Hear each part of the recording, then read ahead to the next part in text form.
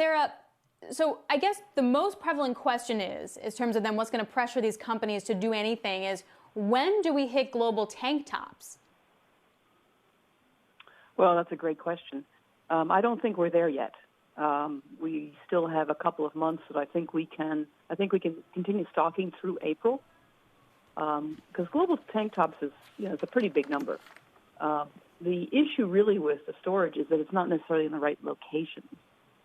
So you sort of have to move crude around and petroleum products around. So I think we still have another month of stocking before we're going to really feel that we're brimming.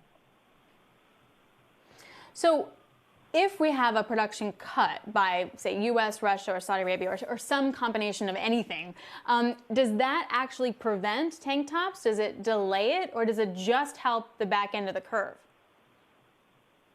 Yeah, I think it just helps the back end of the curve, because you're building inventory now, and that'll be in place, and then you're cutting production to work against a continuation of the coronavirus impact on demand.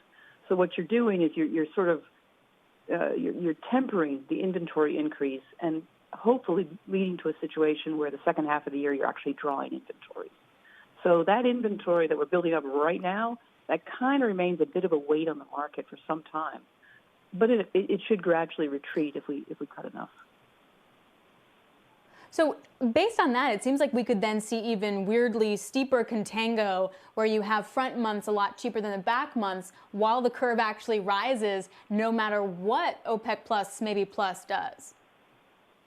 Yeah, I mean, basically March was ground zero. We started building a lot of inventory, and remember, any production cut's not going to be immediate.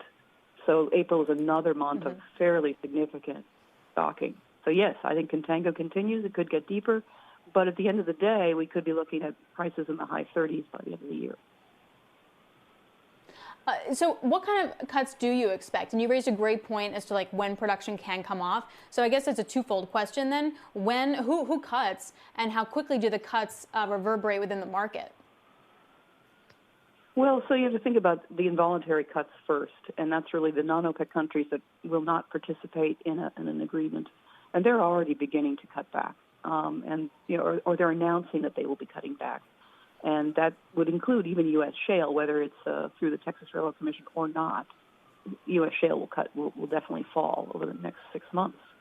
And the question is, how much will that fall? We've done a sort of our sense is that by the end of the year, you've cut maybe 3 million barrels a day out of the non-OPEC community, including the shale piece. Then on top of that, you've got the Russia piece. And we think they will also have a lot of pressure on involuntary cuts, too. And then, of course, you've got all the OPEC countries and the other sort of friends of OPEC. And, I don't think they need to cut 10 million barrels a day. I think that's an odd thing that people are sort of latched onto because of the president's statement. Because it's how many months do you keep production cut? And people are looking at the 10 million because they're trying to fix the problem in 1 month. Well, that's just not going to happen. So maybe they cut 3 million among them. But they maintain that cut through December. And that's what happens. You begin to chip away that inventory then.